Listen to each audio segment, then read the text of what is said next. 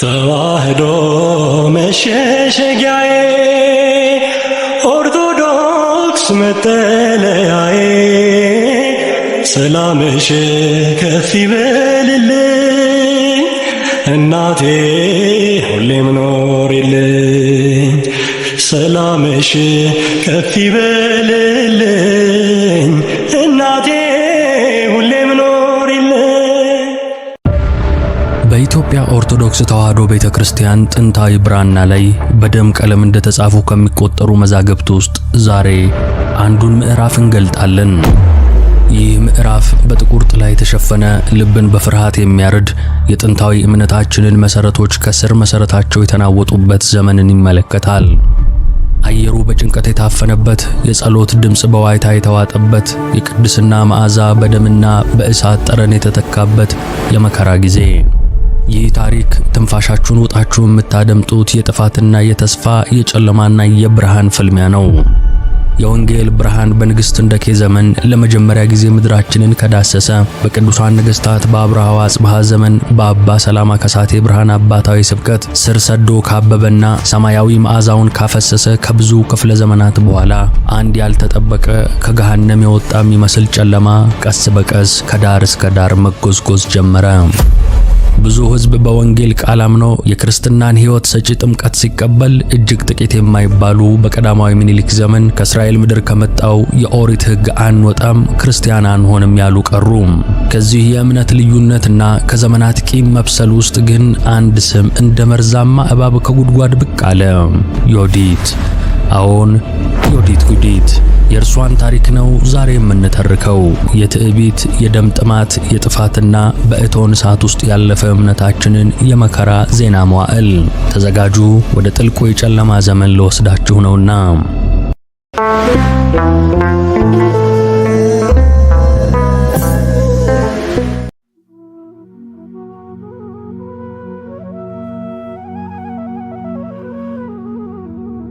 በታሪካችን ሰማይ ላይ እንደ ደማቅ ኮከብ ሲያበሩ ከነበሩ የሃይማኖትና የስልጣኔ ገጾች ባሻገር አልፎ አልፎ የጨለማ ጥላ ያጠላባቸው የመከራና የፈተና ዘመናትም ተመዝግበው ይገኛሉ። ከነዚህም የጨለማ ዘመናት ውስጥ አንዲት ስም ስትነሳ የጥፋትን የእንባንና የሰቆቃን መዝገብ የምትከፍት ትመስላለች። ይህችውም ንግሥት ዮዲት ወይም በሕዝቡ አጠራር ጉዲት፣ እሳቶ ጋጽዋ እየተባለች የምትጠራው የአክሱምን ስልጣኔ ያወደመችው፣ አብያተ ክርስቲያናትን በእሳት የለበለበችው፣ ካህናትን የገደለች፣ የክርስትናን ብርሃን ለማጥፋት የተነሳች ጨካኝ ገዢ ነበረች። ይህ ታሪክ የዚያን የመከራ ዘመን መነሻ የዮዲትን የጥፋት ጉዞ በስፋት የሚተርክ ነው። ከጌታችን ከመድኃኒታችን ከኢየሱስ ክርስቶስ ልደት በኋላ በአንደኛው ክፍለ ዘመን በንግሥት እንደኬ ባለስልጣን በቅዱስ ባኮስ አማካኝነት የክርስትና ሃይማኖት የብስራት ዜና ወደ ቅድስቲቱ ምድር ኢትዮጵያ ሲገባ የንጋት ኮከብ ወጣ። ይህች የብርሃን ጭላንጭልም በአራተኛው ክፍለ ዘመን በቅዱሳን ነገሥታት በአብርሃና አጽብሃ ዘመነ መንግሥት በመንፈስ ቅዱስ በተቃኘው በአባ ሰላማ ከሳቴ ብርሃን ስብከት አማካኝነት እንደ ጎርፍ ሀገሩን አጥለቀለቀች። አብዛኛው የኢትዮጵያ ሕዝብ ልቡ በወንጌል ተማርኮ ጥምቀተ ክርስትናን በመቀበል የአንድነቱ ማህተም እንዲሆንለት አደረገ። ምድሪቱ በዝማሬና በምስጋና ተሞላች። አብያተ ክርስቲያናት እንደ ከዋክብት በየቦታው ፈኩ። ይሁንና ጥቂቶች የጥንቱን የሙሴን ሕግ ኦሪትን የሙጥኝ ብለው በወንጌል አናምንም፣ ክርስቶስንም አንቀበልም፣ ሕገ ኦሪትንም አንለቅም በማለት በአቋማቸው ጸኑ። እነዚህ ወገኖች በቀዳማዊ ምኒልክ ዘመነ መንግሥት እንደመጣ የሚነገርለትን የይሁዲ እምነት መከተላቸውን ቀጠሉ። ከክርስቶስ የብርሃን መንገድ የራቁት እነዚህ ፈላሾች ከአክሱም ቅድስት ምድር ከወጡ በኋላ በወልቃይት ገደላማ ስፍራዎች፣ በሰሜን ተራራማ ሰንሰለቶች፣ በላስታ ድንጋያማ ምድርና በሌሎችም ጭው ባሉ ለመድረስ አስቸጋሪ በሆኑ ቦታዎች በአዲስ መኖሪያ ሰፈሩ። ልክ እንደ ተራራ ልባቸው በክርስትና እውነት ላይ የደነደነ፣ ቁጥራቸውም እንደ በረሃ ሸዋ የበዛ ሆነ። በግዛት ውስጥ ሌላ መንግስት የመሰረቱ ያህል ይመስል ነበር። ጸጥታቸው ሊመጣ ላለው ታላቅ ማዕበል የቀደመ አስፈሪ ጸጥታ ነበር። ከዚያም በ9ኛው መቶ ክፍለ ዘመን አጋማሽ በ852 ዓመተ ምህረት ገደማ ከእነዚሁ ልበደንዳና ፈላሾች መካከል እንደ ሰደድ እሳት የምትፋጅ፣ እንደ ጥቁር ጥላ የምታንዣብብ አንዲት ሴት ብቅ አለች። ስሟ ዩዲት ተባለ። የአባቷ ስም ደግሞ ጌዲዮን። ነፍሷ ዓለምን በሚገለባበት የጥፋት እሳት የምትነድ ሴት ነበረች። ዓይኖቿ የረከሰ ምኞትንና የጭካኔ ብልጭታን የሚያንጸባርቁ፣ ቃላቶቿ ልብን የሚሰርቁና አእምሮን የሚመርዙ ነበሩ። ኃይለኝነቷ እንደ ወንዝ ሙላት የሚገታው የሌለ እስኪመስል ድረስ ሆነ። ዩዲት ሲበዛ መልከኛ ናት። የእርሷ ውበት ወጥመድ ነበር፣ ማራኪነቷ መርዝ የተቀባ ጩቤ። የላስታ ባላባት የቡግና መሬት ገዢ ክርስቲያን የነበረ አንድ ሰው በዚህ ሴት የውበትና የብርታት ወጥመድ ውስጥ ወደቀ። ልክ የእሳት ራት ወደ እሳት ብርሃን እንደሚሳብ እርሱም ወደ ዩዲት ውበትና አስፈሪ ኃይል ተሳበ። በውበቷ ተማርኮ በዓይኖቿ አስማት ታውሮ የክርስትና ጥምቀቱን፣ የነፍሱን ድህነት፣ የቀደመውን ኪዳኑን ሁሉ እንደዋዛ ጣለ። ቅዱሱን መስቀል አውልቆ በእርሷ እግር ስር ወርውሮ ሃይማኖቱን ለውጦ አገባት። ይህ ጋብቻ ብቻ አልነበረም፣ የጥፋት ቃል ኪዳን እንጂ። የእርሷን ኃይል ያጎለመሰ፣ የመጪውን መከራ ጥቁር ጅራፍ ያወፈረ ክህደት ነበር። ይህ ክርስቲያን የነበረ ባለ አባት አሁን የዩዲት ተባባሪ፣ ኃይሏን ኃይሉ፣ ዓላማዋን ዓላማው አደረገ። ሰራዊቱን፣ ሀብቱን፣ ተሰሚነቱን ሁሉ ለእርሷ አስረከበ። ዩዲት አሁን በገዛ ወገኖቿ ብቻ ሳይሆን በቀድሞ የክርስትና ምሽግ በነበረ ስፍራ ሳይቀር ተሰሚነትና ተቀባይነት አገኘች። ይህ አጋጣሚ ደግሞ ተጨማሪ ሰራዊት፣ ተጨማሪ ድጋፍ፣ ተጨማሪ የክፋት መንገዶችን ከፈተላት። የጥፋት መንኮራኩሯ መንቀሳቀስ ጀምሮ ነበር። ፍጥነቱም ቀስ በቀስ እየጨመረ ሊያቆመው የሚችል ምንም ኃይል የሌለ እስኪመስል ድረስ ተወነጨፈ። በየሸንተረሩ በየጎጡ ስሟ እንደ ነጎድጓድ አስተጋባ። ዩዲት ሲባል የጀግንነት ሳይሆን የመጪው ጥፋት የፍርሃት ድምፅ ነበር። ልቧ በምን አይነት የቂም በቀል እሳት ይነድ እንደነበር፣ አእምሮዋ ምን አይነት የጥፋት ሰንሰለት ያሰላስል እንደነበር በዚያን ጊዜ ማንም ሊገምት አልቻለም። ነገር ግን የአክሱም ሰማይ ላይ የተጋረደው የጥላ መጠን ከቀን ወደ ቀን እየሰፋና እየጠቆረ መጣ። ንፋሱ ሳይቀር የመከራን፣ የደምን፣ የለቅሶን ዜና ይዞ የሚነፍስ ይመስል ነበር። በዚህ ሁሉ መሃል ያቺ የክርስቲያን የብርሃን ፋና የነበረችው የኢትዮጵያ ኩራትና ሞገስ ታላቋ የአክሱም መንግስት እንደ ቀድሞ አልነበረችም። የጥንቱ ግርማ ሞገሷ ደብዝዞ ኃይሏም መንምኖ ነበር። በቀይ ባህር ላይ የነበራት የንግድና የባህር ኃይል የበላይነት ተሸርሽሯል። ድንበሮቿ በአዳዲስና ባልተጠበቁ የእስልምናን ሃይማኖት ለማስፋፋት በሚጥሩ ወራሪ ኃይሎች ይገፉና ይጨነቁ ነበር። የአክሱም አንበሳ ጥፍሮቹ የደነዘዙ፣ ግዛቱም የተሸበሸበ ይመስላል። የውስጥ ሽኩቻዎች፣ የስልጣን ንጥቂያዎች የድሮውን አንድነትና ጥንካሬ ያዳከሙት። ይሄኔ በዚህ በተዳከመና በተሸረሸረ ዙፋን ላይ የንጉሥ ድልነአድ ልጅ አንበሳ ውድም ተቀመጠ። ነገር ግን እርሱ ገና የ12 ዓመት ብላቴና ለጋ ሕፃን ነበር። የንግስና ዘውዱ በራሱ ላይ ሲጫን የኃላፊነቱ ክብደት ከዕድሜው በላይ ነበር። ትከሻዎቹ የግዛቱን ሸክም ለመሸከም ገና ያልጠነከሩ፣ እጆቹ የጦር ሰይፍን አጥብቀው ለመጨበጥ ያልበቁ ነበሩ። ልጁ ንጉሥ በተንገዳገደ ዙፋን ላይ በውጥረት በታጀበ መንግስት ውስጥ ሆነ። አየሩ በጥርጣሬና በጭንቀት እየተሞላ ሄደ። ዩዲት ከሩቅ ሆና ሁሉን ትመለከት ነበር። በክፋት የተሞሉ ዓይኖቿ የአክሱምን መዳከም በንቃት ይቃኛሉ። እርሷ በእግዚአብሔር የተቀባን ንጉሥ አላየችም። ያየችው ተጋላጭ የሆነ ሕፃንን፣ በቀላሉ የሚሰበር በቀላሉ የሚፈርስ የሸክላ ዕቃን የመሰለ መንግስትን ነበር። እርሷ የዘመናት ስልጣኔ ያቆመችውን ታላቅ ግዛት አላየችም። ያየችው ለዝርፊያ የበቃ ለጥፋት የተመቻቸ በደም ሊታጠብ የሚችል መሬትን ነበር። ወርቃማው ዕድል በእጇ የገባ መሰላት። ያ የዘመናት ቂም፣ ያ የኦሪትን ሕግ የመመለስ ጥማት፣ ያ የክርስትናን ብርሃን የማጥፋት ጉጉት አሁን መሪ አግኝቷል።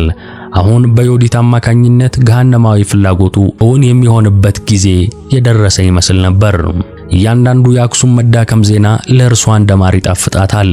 እያንዳንዱ የድንበር መወረር፣ እያንዳንዱ የውስጥ አለመረጋጋት የእርሷን የጥፋት ዕቅድ የሚያፋጥን ነዳጅ ነበር። የአንበሳ ውድምን የልጅነት ድክመት የእርሷን የጭካኔ ዕቅድ ለማስፈጸም የተመቻቸ በር ሆኖ ታያት። ሰራዊቷን በስውር ታደራጅ፣ የጦር መሪዎቿን ትስል፣ የጥቃት ሰዓቷን በጉጉት ትጠባበቅ ጀመር። ልክ አድብታ የምትጠብቅ ነብር ምርኮዋን ለመንጠቅ ቅጽበት እንደምትጠብቅ ዩዲትም የአክሱምን የመጨረሻ የትንፋሽ እቅታ ለመንጠቅ ተዘጋጅታ ነበር። የአክሱም መኳንንትና መሳፍንት በዙፋኑ ዙሪያ ተሰብስበው ስለ ግዛቱ ደህንነት ሲማከሩ፣ ስለ ሕፃኑ ንጉሥ የወደፊት ዕጣ ሲጨነቁ፣ ዩዲት ግን ሌላ ዓላማ ሰንቃ ነበር። እርሷ የመንግስቱን መዳን ሳይሆን መጥፋቱን ትመኝ ነበር። እርሷ የሕፃኑን ንጉሥ እድገት ሳይሆን ውድቀቱን ታሰላስል ነበር። የጥላቻዋ እሳት ከቀን ወደ ቀን እየጋመ፣ የጭካኔዋ ጥልቀት ከማንም ግምት በላይ እየሆነ መጣ። የአክሱም ሰማይ በበለጠ ሁኔታ ጠቆረ። ንፋሱ የጦርነትንና የደም መፋሰስን አስፈሪ ዜና ይዞ የሚነፍስ ይመስል ነበር። የፍጻሜው መጀመሪያ የአደጋው ደወል መጮህ ጀምሯልና። ያን ጊዜ ዮዲት የጥፋት ነጋሪቶቿን ጎሰመች፣ ድምጿ እንደ መብረቅ አስተጋባ። የላስታ፣ የሰሜን፣ የወልቃይት ፈላሾች በአንድነት ሰበሰበች። ልባቸው በጥላቻ የደነደነ፣ ዓይናቸው ደም ሲፈስ መመልከትን የተጠማ፣ ሰይፋቸው ለክርስቲያኖች እልቂት የተሳለ፣ ሌሎችም በፍርሃት ተገደው ወይም በሐሰተኛ የሥልጣን ተስፋ ተታለው ከእርሷ ጋር ተሰለፉ። ምድርን ያጨለመ፣ ሰማይን ያስደነገጠ ግዙፍና አስፈሪ ሰራዊት ተሰበሰበ። አንድ ዓላማ ብቻ ነበራቸው፣ አንድ ሰይጣናዊ ተልእኮ፣ የክርስቶስን ብርሃን ከኢትዮጵያ ምድር ማጥፋት። ሰራዊቷ ልክ ሰደድ እሳት ደረቅ ጭድ እንደሚበላ ያገኘውን ሁሉ እየበላ ወደ አክሱም ቅድስት ምድር ገሰገሰ። የሚያልፉበት መንገድ ሁሉ በደም ይታጠብ፣ በጩኸት ይናወጥ ነበር። መንደሮች አመድ ሆኑ። ገዳማት የዝርፊያና የጥፋት መድረክ ተደረጉ። አየሩ በቅዱሳን ጸሎትና ዝማሬ ፋንታ በሚቃጠሉ አብያተ ክርስቲያናት ወላፈን፣ በንጹሃን ክርስቲያኖች የደረሱልን ዋይታ ታፈነ። የሕፃናት ለቅሶ፣ የእናቶች ዋይታ፣ የአረጋውያን ሰቆቃ የሰማዩን ጆሮ የሚበሳ ይመስል ነበር። የዘመናት የክርስትና ፍቅር፣ የታላላቅ አባቶች ላብና የቅዱሳን ደም የፈሰሰባቸው፣ በወርቅና በዕንቁ ያጌጡ ግርማ ሞገስ የተላበሱ አብያተ ክርስቲያናትና ቅዱሳን ነዋያት በእርሷ ጭካኔ በተሞላበት ልበ ደንዳና በሆነው ጥቃት አመድና ፍርስራሽ ሆኑ። እነዚያ ታላላቅ ቅርሶች የዘመናት የስልጣኔና የኃያልነት ምስክሮች ተገነደሱ። ሌሎችም በእሳት ጋይተው ጠቆሩ። ብዙዎች የዮዲት የቁጣ ሰለባዎች ሆኑ።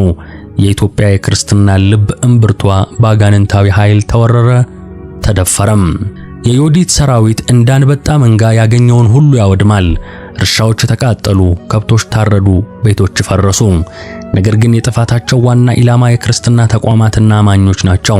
ካህናት በቤተ መቅደስ ደጃፍ ላይ ታረዱ። መነኮሳት ከገዳማቸው ተጎትተው ተገደሉ። ምዕመናን እምነታቸውን እንዲክዱ ተገደዱ።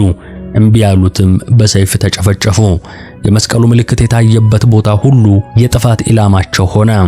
የአክሱም ከተማ ያቺ የሰላማ ስብከት የደመቀባት አሁን በጥቁር ጭስ ተሸፈነች። የቅዱስ ያሬድ ጣዕመ ዝማሬ የፈሰሰባቸው አድባራት በእሳት ነበልባል ተዋጡ። ታቦተ ጽዮን የተቀመጠችበት ቅዱስ ስፍራ ሳይቀር የአደጋ ቦታ ሆነ። ዮዲት እንደ እብድ ውሻ የጥፋት ጥሟን ለማርካት ምንም ነገር ከማድረግ ወደ ኋላ አላለችም። ምድር በደም ረሰረሰች፣ ሰማይ በኃጢአት ጠቆረ። ይህ የጨለማው ዘመን መግቢያ የኢትዮጵያ ኦርቶዶክስ ተዋሕዶ ቤተክርስቲያን የመከራ ጽዋ የጀመረበት ወቅት ሆነ። ተስፋ እንደ ሻማ ብርሃን በኃይለኛ ነፋስ ውስጥ ለመጥፋት የምትታገል ትመስል ነበር።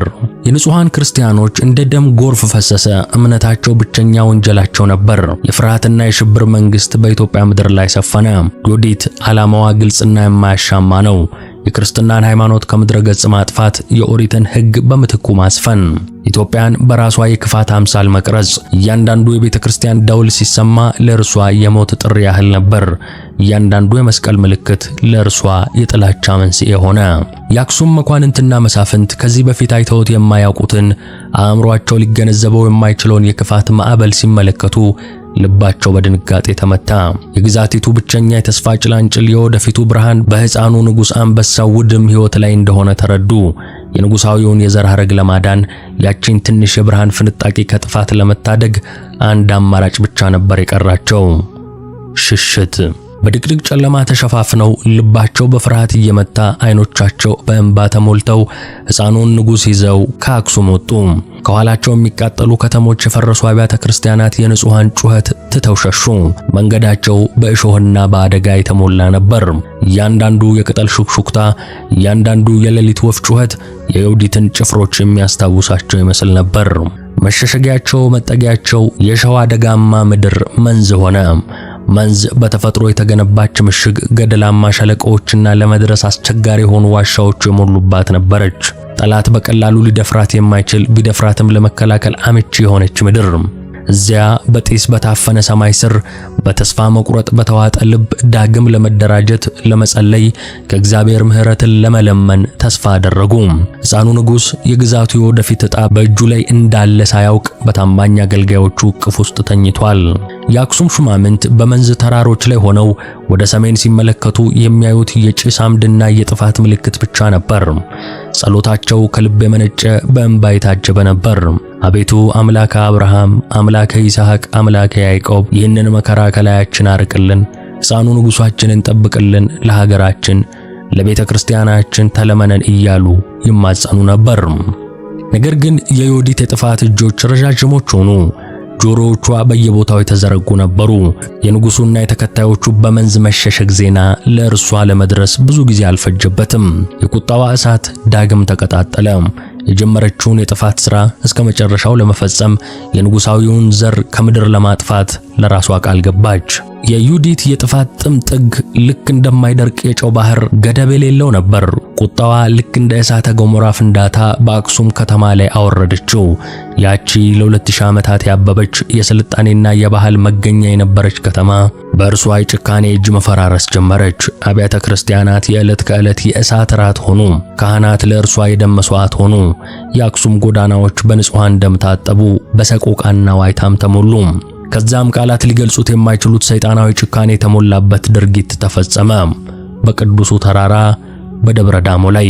ይህ ተራራ የኢትዮጵያ ነገሥታት ልጆች የሚማሩበት፣ የሚጸልዩበት፣ ለወደፊት ንግስና የሚዘጋጁበት የከበረ ቦታ ነበር። በዚህ ተራራ 400 የሚሆኑ የመሳፍንት ልጆች፣ የኢትዮጵያ የወደፊት ተስፋዎች፣ የንጉሳዊው የዘር ሐረግ ቡቃያዎች ይኖሩ ነበር። የአክሱም አበባዎች፣ የነገው ቀን መሪዎች። ዮዲት ስለነዚህ ንጹሃን ልዑላን ስትሰማ ልቧ በክፋት ተሞላ። አይኖቿ እንደ አውሬ በደም ተለወሰ። አንድም የንጉሥ ዘር፣ አንድም የወደፊት ተቀናቃኝ፣ አንድም የክርስትና ተስፋ ከምድር ላይ እንዳይቀር ፈለገች። ጭፍሮቿን ወደዚያ ቅዱስ ስፍራ፣ ወደዚያ የንጹሃን መኖሪያ ላከች። ትእዛዟ እንደ ብረት የቀዘቀዘ፣ እንደ መርዝ የከፋ ነበር። ሁሉንም በሰይፍ ግደሏቸው የሚል ሆነ። ያ ቅዱስ ተራራ፣ ያ የጸሎትና የትምህርት ቦታ በአንድ ጀንበር የደም መታጠቢያ የሰቆቃ ሜዳ ሆነ። 400 ንጹሃን ልዑላን እንደ በግ ለመታረድ ተነዱ። ጩኸታቸው፣ ለቅሷቸው፣ የድረሱልን ጥሪያቸው በሰይጣናዊ ጭካኔ ጸጥ ተደረገ። የአንድ ሙሉ ትውልድ የዘር ሐረግ፣ የወደፊቱ የአክሱም ተስፋ በአንድ ቀን በንጹህ ደም ጎርፍ ጠፋ። ደብረ ዳሞ ከጸሎት ቦታነት ወደ እርድ ቤትነት ተለወጠ። ሰማዩ ሳይቀር ያን ቀን ያነባ ይመስል ነበር። ምድር በንጹሃን ደም ረክሳ ራደች። የዮዲት ጭካኔ ከሰው አእምሮ በላይ፣ ክፋቷም ጥልቀቱ የማይለካ ነበር።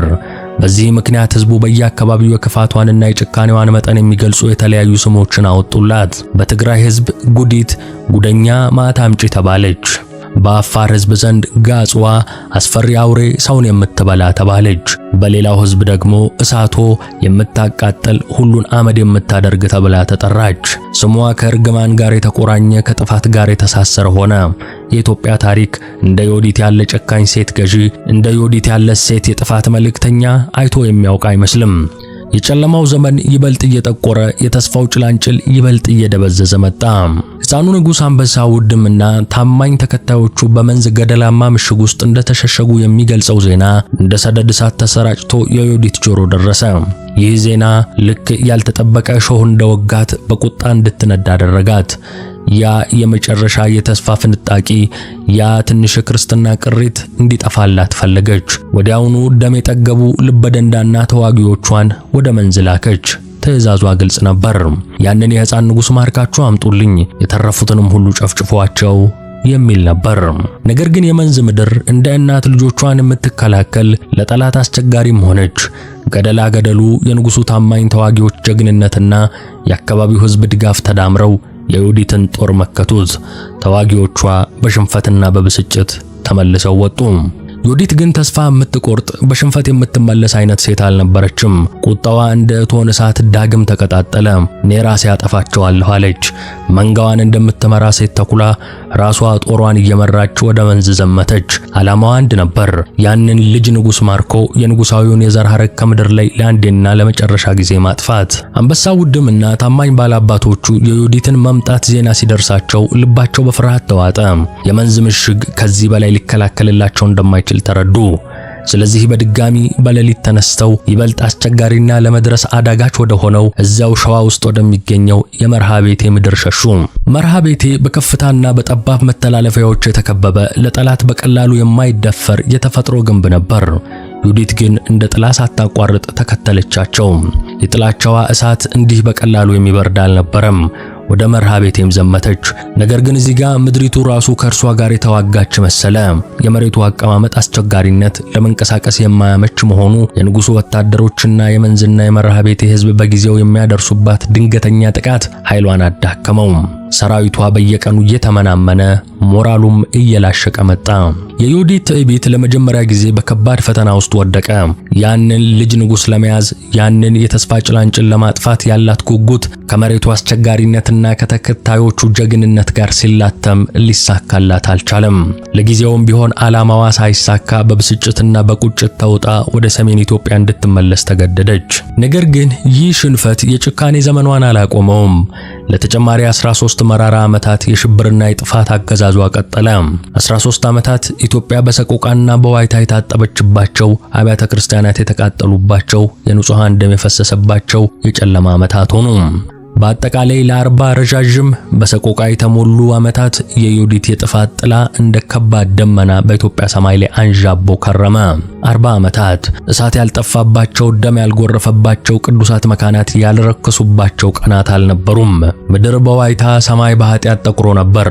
ተስፋ ከሞላ ጎደል የጠፋ ይመስላል። የንጹሃን ጸሎት መቼ ነው መልስ የሚያገኘው? የዚህች ጨካኝ ገዢ መጨረሻ መቼ ነው የሚሆነው? የሚሉ ጥያቄዎች በየሰው ልብ ውስጥ ያስተጋቡ ነበር። ነገር ግን ሁሉን ቻይ የሆነው የኢትዮጵያ ጠባቂ የእስራኤል አምላክ አይተኛም አያንቀላፋምም። የንጹሃንን ጩኸት ይሰማል፣ የኃጥአንን መንገድ ይመለከታል። ዮዲት ከእኩይ ተግባሯ ሳትመለስ የክፋት ጽዋዋ ሲሞላ የመጨረሻውን የጭካኔ ስራዋን ፈጽማ ስትመለስ ነበር ያቺን ክብርና ሞገስ የተላበሰችውን የአብርሃዋ አጽብሃ ቤተክርስቲያን በእሳት አቃጥላ አመድ አድርጋ ድል እንዳደረገች እየፎከረች ስታቀራራ ታየ። የጥንት አባቶች መዛግብት እንደሚነግሩን ከዚህ በኋላ ግን እግዚአብሔር መንገዷን አሳታት። ልክ አዲ ንፋስ ተብሎ ወደሚጠራው ቦታ ስትደርስ ከየት እንደመጣ ያልታወቀ ግዙፍና አስፈሪ ምድርን የሚያናውጥ ሰማይን የሚሰነጥቅ አውሎ ንፋስ ተነሳ። ይህ ተራ አውሎ ንፋስ አልነበረም። ይህ የእግዚአብሔር የቁጣ ማዕበል የመለኮታዊ ፍትህ መገለጫ ነበር። ያ አስፈሪ አውሎ ንፋስ ያችን ክፉ ንግሥት፣ ያችን እሳቶ፣ ያችን ጉዲት እንደ ደረቅ ቅጠል ከምድር ላይ ጠርጎ አነሳት። በአየር ላይ እንደ አቡጀዲ እየወረወረ በአይን የማይገመት ኃይል ይዞ አደካውህ ተብሎ በሚጠራ ስፍራ ሹልና አደገኛ በሆኑት አለቶች ላይ ወርውሮ ጣላት። ያ የጥፋት ዘመኗ፣ ያ የእሳት አገዛዟ በዚያች ቅጽበት አበቃ። የኢትዮጵያ መቅሰፍት፣ የቤተ ክርስቲያን ጠላት በዚያች ምድር ላይ ተዘረራ ቀረች። ነፍሷ ስቃዩዋ ወደማያልቀው ስፍራ ሄደ። የእርሷ መቃብር ከውቅሮ ከተማ በታች በአደካ ውሃ አቅራቢያ አንድ ትንሽ የድንጋይ ምልክት ብቻ ተደርጎበት ይገኛል። ይህ ምልክት የክብሯ ሳይሆን የወደቀችበት የጥፋት ጥልቀት፣ የደረሰባት መለኮታዊ ፍርድ ለትውልድ ሁሉ ዝምተኛ ምስክር ሆኖ ይኖራል። ያቺ ምድርን ያናወጠች፣ ነገሥታትን ያሸበረች፣ ቅዱሳንን ያሳደደች ዮዲት መጨረሻዋ ይህ ሆነ። የእግዚአብሔር ፍርድ ቢዘገይም አይቀርም። የንጹሃን ደም በከንቱ አይፈስም። የቤተ ክርስቲያን ጸሎትም መልስ አያጣም። የ40 ዓመታት የጨለማ ዘመን በአንድ መለኮታዊ የቁጣ ቅጽበት አከተመ። ኢትዮጵያ ከእግሯ ላይ የከበደውን የብረት ሰንሰለት እንደበጠሰች እንደገና ለመተንፈስ ቻለች። ዮዲት በሀገራችንና በቅድስት ቤተ ክርስቲያናችን ላይ ያሳረፈችው ጠባሳ ጥልቅና ዘላቂ ነበር። ቁስሉ በቀላሉ የሚሽር የሚረሳም አልነበረም። በዋጋ የማይተመኑ የዘመናት የታሪክና የእምነት ቅርሶች ወድመዋል። ስፍር ቁጥር የሌላቸው ንጹሃን ነፍሳት በእምነታቸው ምክንያት ብቻ በአጭር ተቀጭተዋል። የእናት እንባ፣ የሕፃናት ጩኸት፣ የካህናት ደም በምድሪቱ ላይ እንደ ዝናብ ወርዷል። የአክሱም ግርማ፣ የጽዮን ውበት በጭካኔ እሳት ተለብልቧል። የጥፋቷ መጠን ሊለካ የማይችል፣ የወንጀሏ ጥልቀት ሊሰፈር የማይችል ሆነ። ነገር ግን ከዚህ ሁሉ የጥፋት አመድና ፍርስራሽ ውስጥ የኢትዮጵያ ኦርቶዶክስ ተዋሕዶ ቤተክርስቲያን እንደገና አንሰራራች። እምነታችን በከባድ የመከራ እቶን ውስጥ ቢፈተንም እንደ ብረት ቢቀጠቀጥም አልጠፋም፣ አልከሰመምም። ይልቁንም እንደተፈተነ ወርቅ ይበልጥ የጠራ፣ ይበልጥ የጸና፣ ይበልጥ የበረታ ሆኖ ወጣ። የዮዲት የጥፋት ማዕበል የእምነታችንን መሰረት ሊነቀንቀው ቢሞክርም ጥልቅ የሰደደ ስሩን ግን ሊነቅለው አልቻለም። ቤተክርስቲያን ከሞት ጥላ ስር ተነስታ የትንሣኤን ብርሃን ዳግም አበራች። የዮዲት ታሪክ በቤተክርስቲያናችን ታሪክ ውስጥ በጥቁር ቀለም ተጽፎ የሚኖር የሰውን ልጅ የትዕቢትና የጭካኔ ጥልቀት ከእግዚአብሔር ሲርቅ ምን ያህል አውሬ ሊሆን እንደሚችል የሚያስታውስ ከባድና መራራ ማስታወሻ ነው። ነገር ግን ከዚህም በላይ የእምነት የማያልቀው ኃይል፣ የታማኝ ምዕመናን ጽናትና ጀግንነት፣ ከሁሉም በላይ ደግሞ የልዑል እግዚአብሔር የማያወላውል የዘላለም ፍትህ ምስክር ነው። የእርሷ ስም ዮዲት፣ ጉዲት፣ እሳቶ፣ ጋጽዋ ለዘመናት እንደ ማስጠንቀቂያ ያስተጋባል። ነገር ግን ከዚያም በላይ የእምነታችን መትረፍ፣ የቤተ ክርስቲያናችን ዳግም መነሳት በከባድ የጨለማ ሌሊት ውስጥ እንደማይጠፋ የብርሃን ፋና የተስፋ ድምጽ ሆኖ ያስተጋባል። ቅዱሳን አባቶቻችን ጸሎት፣ የምዕመናን እንባ በከንቱ አልቀረም። የሰማዕታት ደም ለቤተ ክርስቲያን እድገት ዘር ሆነ። ዛሬም የዮዲትን የመከራ ዘመን ስናስታውስ ልባችን በሐዘን ይደማል። ነገር ግን ከሐዘኑ ባሻገር የእግዚአብሔርን ታላቅ የማዳን ሥራ እናያለን። ቤተ ክርስቲያናችን በታሪክ ማዕበል ውስጥ አልፋ ዛሬም ትገኛለች። መስቀሉ አሁንም ከፍ ብሎ ይታያል። የወንጌል ቃል አሁንም ይሰበካል። የቅዱስ ያሬድ ዝማሬ አሁንም በየአድባራቱ ይፈሳል። ይህ የእግዚአብሔር ቸርነት፣ የእምነታችን ጽናት፣ የኢትዮጵያ ኦርቶዶክስ ተዋሕዶ ቤተክርስቲያን የማትጠፋ መሆኗን የሚያበስር ነው። ስለዚህ በታሪክ ውስጥ የተማርነውን አንዘነጋም፣ በእምነታችንም እንጸናለን። ለሚመጣውም ትውልድ ይህንን ታሪክ፣ ይህንን እውነት እናስተላልፋለን። ሰላም እግዚአብሔር ከሁላችን ጋር ይሁን። አሜን።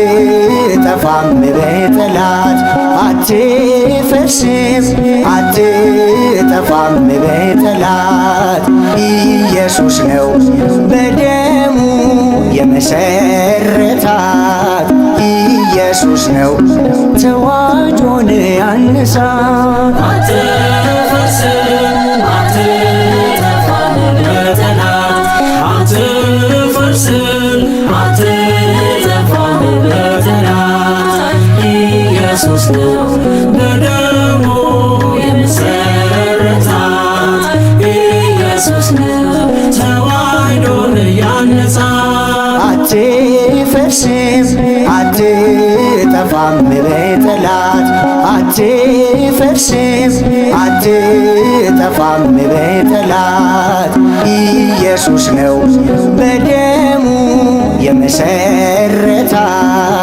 ኢየሱስ ነው ተዋሕዶን ያነሳት አትፈርስም አትጠፋም በጠላት አትፈርስም አትጠፋም በጠላት ኢየሱስ ነው በደሙ የመሰረታት ኢየሱስ ነው ተዋሕዶን ያነጻት የሚደክሙ በከንቱም የሚለፉ ሚታትሩ ተዋሕዶን ሊያጠፉ አይሳካም ምኞታቸው አይሰምርም ቃል ስላላት በጠላት እጅ አትወድቅም አትፈርስም አትጠፋም በጠላት አትፈርስም አትጠፋም በጠላት ኢየሱስ ነው በደሙ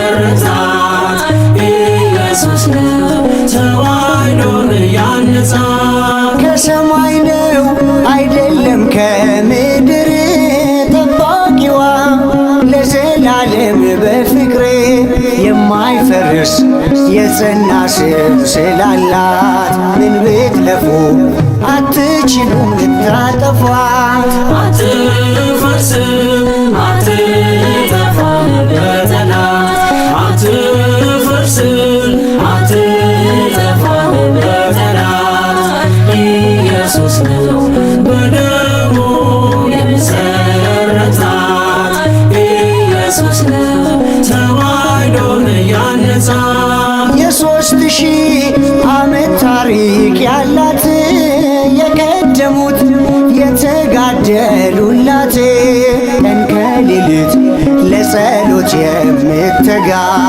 ስሟ አይኖርም ከእርሷ ጋር የሚዋጋ አትፈርስም አትጠፋም በጠላት አትፈርስም አትጠፋም በጠላት ኢየሱስ ነው በደሙ የመሰረታት ኢየሱስ ነው ተዋሕዶን ያነጻት